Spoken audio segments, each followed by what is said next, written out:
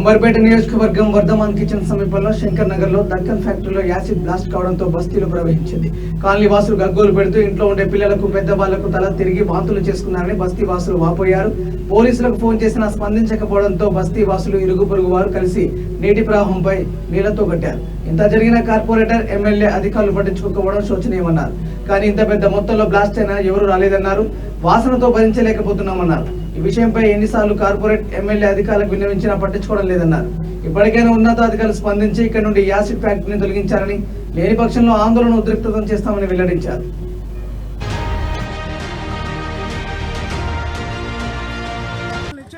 ఊపిరి పీల్చుకోవడానికి ఇబ్బంది అయింది. ఊపిరి పీల్చుకుంటే రోడ్ల మీద పోతా ఉంటే ఇదంతా పచ్చగా యాసిడ్ ఉంది. ఇంకా స్మెల్ ఎక్కువ ఉంది. ఇళ్లలో దాచుకున్నారు చాలా మంది. పొద్దున 8-10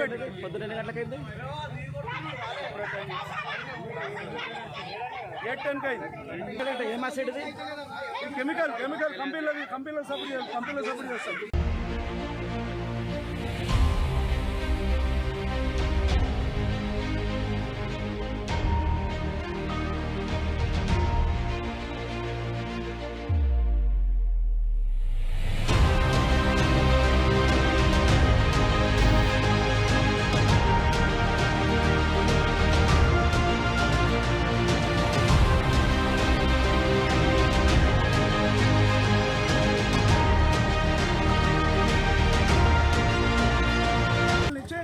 ఊపిరి పీల్చుకోవడానికి ఇబ్బంది అయింది.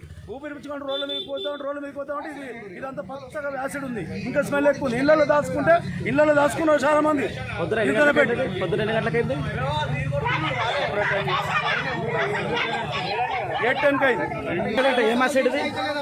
కెమికల్ కంపెనీలో సపోర్ట్ చేస్తాం.